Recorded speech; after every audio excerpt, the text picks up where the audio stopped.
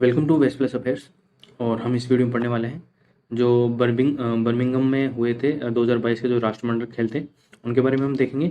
उसके बाद हम देखेंगे स्वदेशी आंदोलन, चंपारण सत्याग्रह, असहयोग आंदोलन और बारदोली सत्याग्रह जो इंपॉर्टेंट है, एग्जाम के अंदर पूछे ही जाते हैं ये। फिर हम कंप्यूटर की कुछ शॉर्टकट कुंजियाँ देखेंगे जो कि सीईटी 2000 जो सीईटी राजस्थान 2022 है उसके अंदर कंप्यूटर के सिलेबस के अंदर है शॉर्टकट कुंजियाँ, वो हम देखेंगे। उसके बाद देखेंगे हम ब्राह्मणी माता का मंदिर, जिलानी माता का और सचियाई माता का, सुंदा माता का मंदिर के बारे में जानेंगे हम।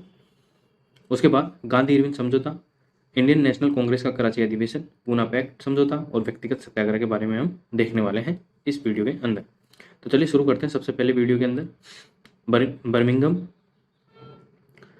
बर्मिंघम में 2022 राष्ट्रमंडल खेल 8 अगस्त 2022 को संपन्न हुए। कब संपन्न हुए? 8 अगस्त 2022 को संपन्न हुए, ये आपको ध्यान रखना है। भारत 22 स्वर्ण पदक, 16 रजत पदक और 23 कांस्य पदक सहित कुल 61 पदकों के साथ पदक तालिका में चौथे स्थान पर रहा है।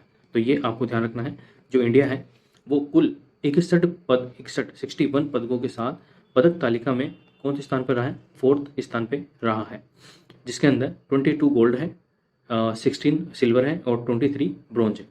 भारत ने कुश्ती में कुल 12 पदक जीते, जो 2022 के खेलों में किसी भी खेल में सबसे अधिक है। तो ये भी आपको ध्यान रखना है। ये आपसे पूछा जा सकता है कि भारत ने सर्वाधिक पदक कौन से खेल के अंदर जीते हैं, तो वो कुश्ती के अंदर जीते हैं। कितने जीते हैं? तो 12। ऑस्ट्रेलिया कुल 178 पदकों के साथ पदक तालिका में शीर्ष स्थान पर है। तो जो ऑस्ट्रेलिया है वो 178 पदकों के साथ पदक तालिका में पहले नंबर पर है। तो ये भी आपको ध्यान रखना है।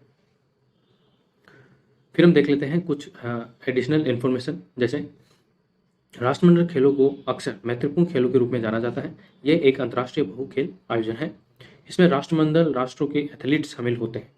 यह आयोजन पहली बार 1930 में आयोजित किया गया था। तो आपसे पूछा जा सकता है कि जो राष्ट्रमंडल खेल है वो पहली बार कब आयोजित हुए थे?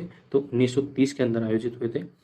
और 1942 और 1946 को छोड़कर तब से हर 4 साल में ये होता है। तो कितने साल में होता है? ये हर 4 साल में होता है। बस 1942 और 1946 के अंदर ये नहीं हुआ था। 2022 राष्ट्रमंडल खेल वर्तमान में 28 जुलाई से 8 अगस्त 2022 तक इंग्लैंड के बर्मिंघम के अलेक्जेंडर स्टेडियम में हो रहे हैं, मतलब हुए थे। तो आपसे पूछा जा सकता है कि कब स्टार्ट होता है ये? तो 28 जुलाई 2022 से कब तक? 8 अगस्त 2022 तक। पेरी द बुल बर्मिंघम 2022 का आधिकारिक शुभंकर था। तो आपसे शुभंकर भी पूछा जा सकता है कि जो राष्ट्रमंडल खेल थे उसका शुभंकर क्या था? तो पेरी द बुल इसका शुभंकर था।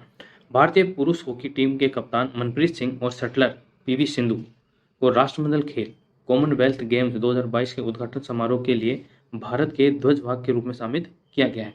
तो जो ध्वज वाहक थे, मतलब शुरुआत करने वाले, वो कौन थे? एक तो मनप्रीत सिंह जो कि हॉकी टीम के कप्तान हैं, और एक शटलर पीवी सिंधु, ठीक है, उनको ध्वजवाहक के रूप में नामित किया गया है। तो ये आपको समझ में आ गया होगा।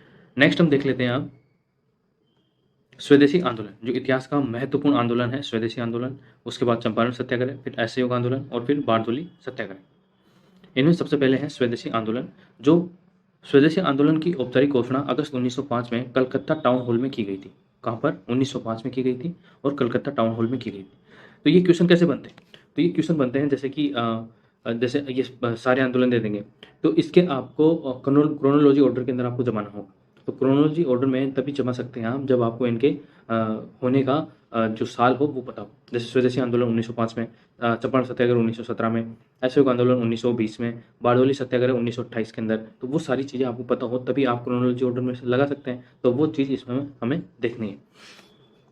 स्वदेशी आंदोलन की औपचारिक घोषणा अगस्त 1905 में कलकत्ता टाउन हॉल में हुई थी। इस आंदोलन की जड़ें जो बंगाल विभाजन हुआ था उसके विरोध में थी, अर्थात यह आंदोलन लॉर्ड कर्जन के बंगाल प्रांत को विभाजन करने के फैसले के विरोध के लिए किया गया था।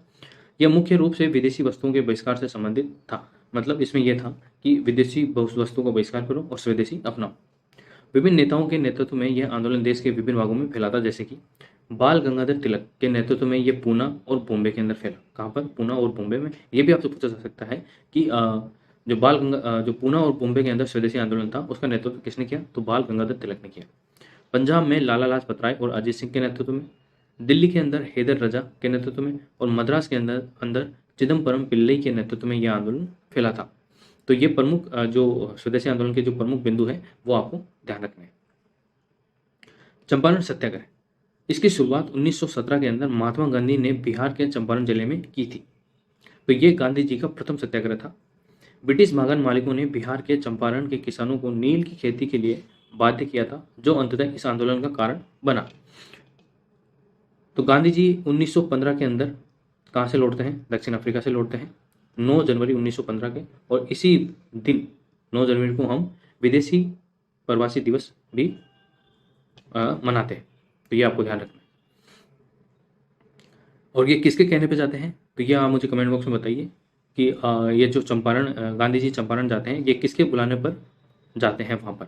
तो चलो मैं ही बता देता हूँ। यह राजकुमार शुक्ल के बुलाने पर चंपारण के अंदर जाते हैं और वहाँ पर किसानों का नेतृत्व करते हैं। और कब होता है ये? 1917 के अंदर। असहयोग आंदोलन, असहयोग आंदोलन की शुरुआत 1920 में कलकत्ता में एक विशेष अधिवेशन में हुई थी। यह ब्रिटिश शासन से स्वतंत्रता पाने हेतु भारतीय स्वतंत्रता आंदोलन का एक महत्वपूर्ण चरण माना जाता है। यह आंदोलन भारत के लगभग सभी भागों में फैल गया था। असहयोग आंदोलन पहला जन आंदोलन था जिसने जनता में क्रांति ला दी थी। ये पहला जन आंदोलन था जिसने जनता में क्रांति ला दी थी।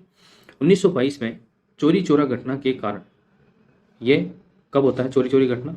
तो ये 1922 के अंदर होता है, जिसके अंदर जो उग्र जो किसान थे उन्होंने क्या किया, एक पुलिस चौकी को जला दिया, जिसके अंदर कुछ पुलिस वाले भी थे और वो भी इसके अंदर जल गया। उसी घटना के विरोध के कारण गांधी जी ने इस आंदोलन को वापस ले लिया। तो काफ़ी लोग नाराज भी हुए थे असहयोग आंदोलन को वापस लेने में, जैसे कि सुभाष चंद्र बोस, जवाहरलाल नेहरू, ये सारे नाराज हुए थे कि आंदोलन को वापस क्यों ले लिया, अब तो आज़ादी मिलने ही वाली थी। लेकिन गांधी जी अहिंसावादी थे, तो हिंसा हो गई थी आंदोलन में, ठीक है। तो उन्होंने अपने पैर पीछे ले लिए और आंदोलन को स्थगित कर दिया। फिर था बारदोली सत्याग्रह। तो बारदोली सत्याग्रह से आपको कुछ दिमाग में कुछ चाहता होगा, इसका नेतृत्व किसने किया था? इंपॉर्टेंट तो यही हो जाता है कि इसका नेतृत्व किया था सरदार वल्लभ भाई पटेल ने।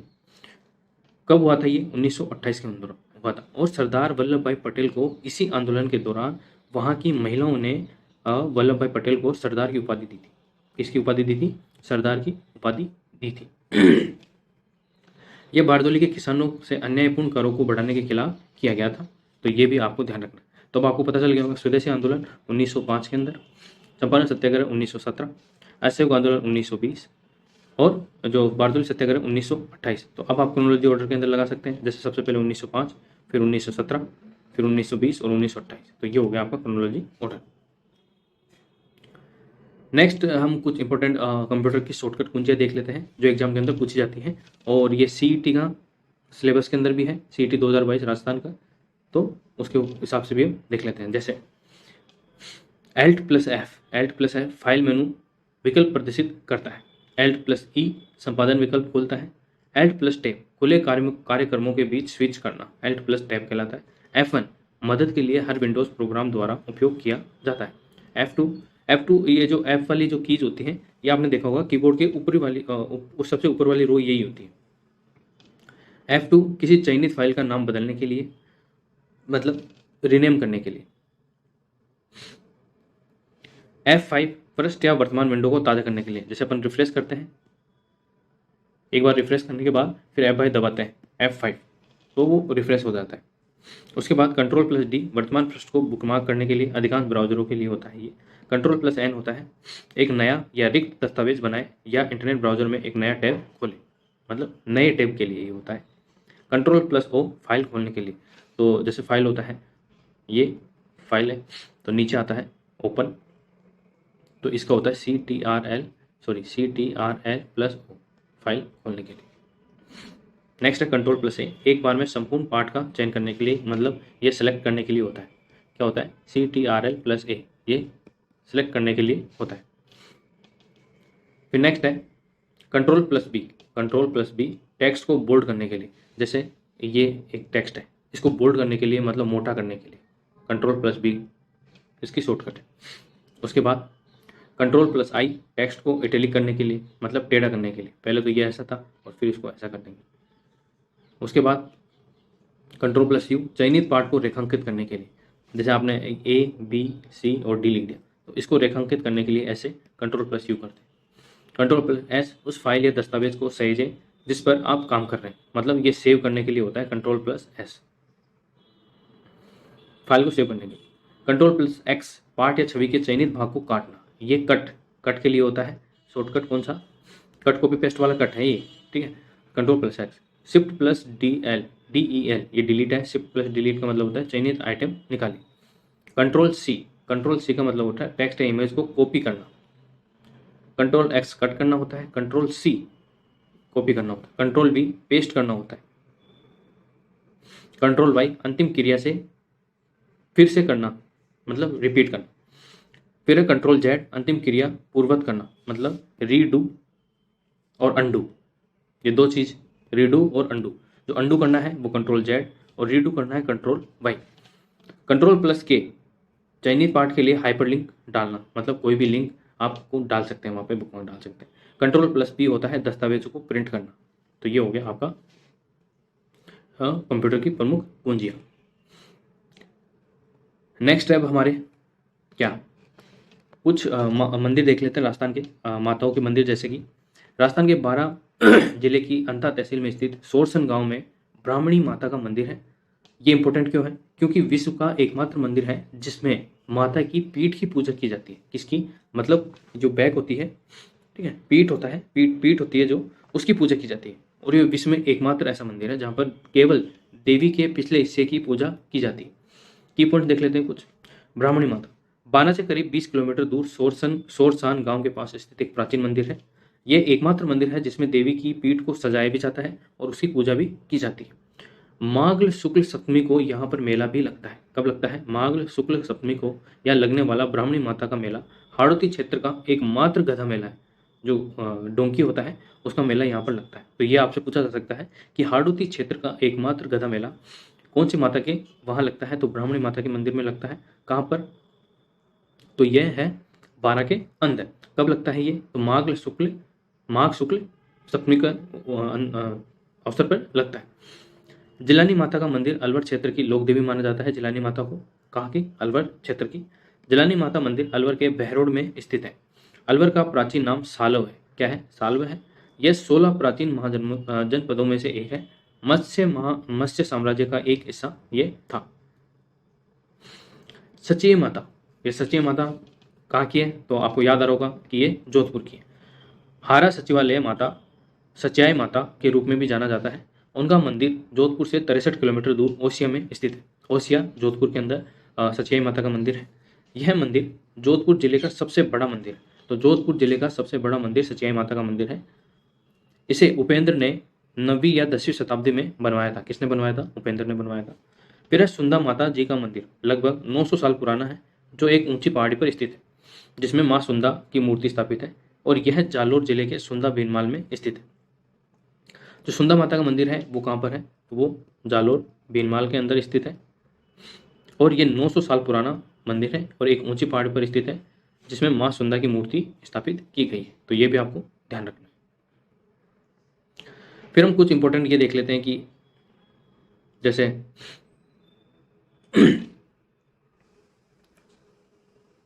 गांधी इरविन समझौता कब हुआ था, इंडियन नेशनल कांग्रेस का कराची अधिवेशन कब हुआ था, पूना पैक्ट कब हुआ था, व्यक्तिगत सत्याग्रह कब हुआ था। तो इनको भी आपको ऑर्डर के अंदर जमाना पड़ सकता है। उसके लिए आपको इनके वर्ष पता होना चाहिए कि ये कब संपन्न हुए थे। सबसे पहले हम देखते हैं गांधी इरविन समझौता।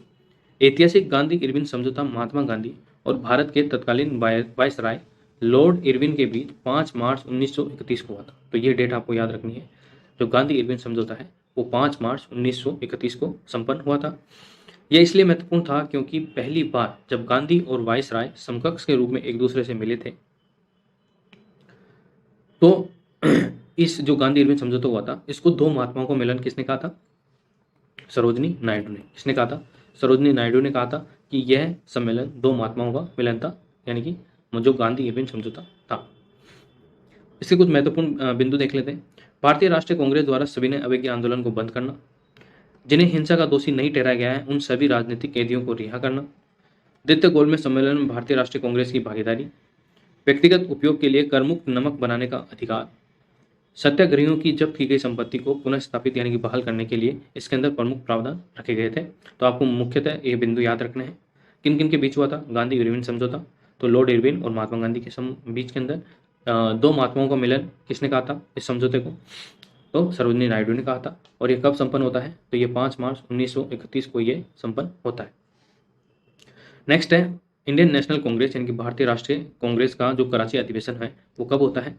तो वो होता है 26 मार्च से 31 मार्च 1931 के पास के बीच सरदार वल्लभ भाई पटेल की अध्यक्षता में ये किया गया था। तो ये आपको ध्यान रखना है कि जो कराची अधिवेशन है कांग्रेस का वो 26 मार्च से 31 मार्च 1931 के बीच सरदार वल्लभ भाई पटेल की अध्यक्षता में ये आयोजित किया गया था। इस सत्र में कुछ महत्वपूर्ण निर्णय लिए गए थे, जैसे गांधी इरविन समझौता स्वीकृत किया गया, मौलिक अधिकारों और राष्ट्रीय आर्थिक कार्यक्रम पर एक प्रस्ताव पारित किया गया था, स्वतंत्रता के बाद भारतीय समाज के पुनर्निर्माण के लिए एक योजना की रूपरेखा भी तैयार की गई थी। तो ये प्रमुख बिंदु थे कराची अधिवेशन। नेक्स्ट है पूना पैक्ट। पूना पैक्ट भी कह सकते हैं और पैक्ट को समझौता भी कहते हैं, तो पूना समझौता भी इसको कहा जा सकता है। तो ये किस किस के मध्य हुआ था? ये महात्मा गांधी और डॉक्टर भीमराव अंबेडकर के मध्य होता है। तो कब होता है ये पूना की यरवदा जेल, सेंट्रल जेल में 24 सितंबर 1932 को हस्ताक्षरित एक समझौता है। इसके अनुसार दलित वर्ग के लिए पृथक निर्वाचन मंडल के विचार को त्याग दिया गया था, क्योंकि जो भीमराव अंबेडकर थे वो जैसे कि विदेशियों को भी दे दिया गया था अलग से पृथक निर्वाचन, मुसलमानों को भी दे दिया गया था आगा खां के नेतृत्व में 1907 के अंदर। तो इसी की तर्ज पर डॉक्टर भीमराव अंबेडकर भी चाहते थे कि दलितों को भी अलग से पृथक निर्वाचन दिया जाए, लेकिन महात्मा गांधी अड़ गए थे और उसी के आधार पर पूना पैक्ट हुआ था, जिसके अंदर भीमराव अंबेडकर को महात्मा गांधी समझाने में सफल रहे कि आप ये विचार त्याग दीजिए। इसके बजाय प्रांतीय विधानसभाओं में अछूतों के लिए आरक्षित सीटों की संख्या 71 से बढ़ाकर 147 तक बढ़ा दी गई, जो पहले 71 थी, अब कितनी कर दी गई थी? 147। जातियां हिंदुओं और दलित वर्गों के बीच पूना समझौता के माध्यम से एक संयुक्त निर्वाचन मंडल के विचार पर सहमति हुई थी। तो ये था पूना पैक्ट, जो आपको ध्यान रखना है। फिर है व्यक्तिगत सत्याग्रह। व्यक्तिगत सत्याग्रह 17 अक्टूबर 1940 को संपन्न हुआ था।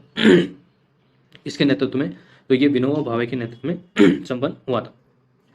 अगस्त प्रस्ताव के नाम से भी इसको जाना जाता है। अगस्त प्रस्ताव के प्रत्यक्ष परिणाम के रूप में 1940 में महात्मा गांधी द्वारा व्यक्तिगत सत्याग्रह शुरू किया गया था।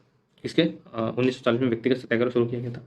युद्ध के विरुद्ध अपनी नाराजगी व्यक्त करते हुए सत्याग्रहियों की मांग अभिव्यक्ति की स्वतंत्रता थी, क्योंकि उस टाइम युद्ध चालू हो चुका था। 17 अक्टूबर जो सेकेंड वर्ल्ड वॉर था वो चालू हो गया था और 1939 से वो 1946 तक चला था। 17 अक्टूबर 1940 को आचार्य विनोबा भावे ने गांधी जी के मार्गदर्शन में वर्धा, महाराष्ट्र में व्यक्तिगत सत्याग्रह की शुरुआत की थी। स्टार्ट तो महात्मा गांधी ने किया था, लेकिन महाराष्ट्र के अंदर किसने शुरुआत की थी? तो 1940 में विनोबा भावे ने इसकी शुरुआत की थी। तो आपको पता चल गया, जैसे कि 5 मार्च 1931 तो ये पहले हुआ, फिर उसके बाद कराची अधिवेशन होता है 26 मार्च से 31 मार्च 1931 के बाद, फिर पूना पैक्ट होता है, कब होता है? 24 सितंबर 1932 को, फिर होता है व्यक्तिगत सत्याग्रह 17 अक्टूबर 1940 को। तो ये आपको समझ में आ गया होगा। ठीक है, तो ये प्रमुख चीज़ें हमने देखी, हमने हिस्ट्री भी देख ली इसके अंदर, ठीक है, राजस्थान की आर्ट एंड कल्चर भी देख लिए और कंप्यूटर की शॉर्टकट कुंजियों के बारे में हमने जान लिया है, जो इंपॉर्टेंट है, जो आती है। तो ये प्रमुख चीज़ें हमने यहाँ पर देखी। और करंट अफेयर में जैसे जो इंग्लैंड के अंदर बर्मिंघम में जो राष्ट्रमंडल खेल हुए थे वो उसके बारे में हमने इसके अंदर देख लिया। अगर आपको ये वीडियो पसंद आया तो ऐसे और वीडियो देखने के लिए आप मुझे कमेंट करके बता सकते हैं। Thank you so much. Video आपको इसकी टेलीग्राम चैनल पर मिल जाएगी, वहाँ से आप डाउनलोड करके इसको देख सकते हैं। Thank you so much.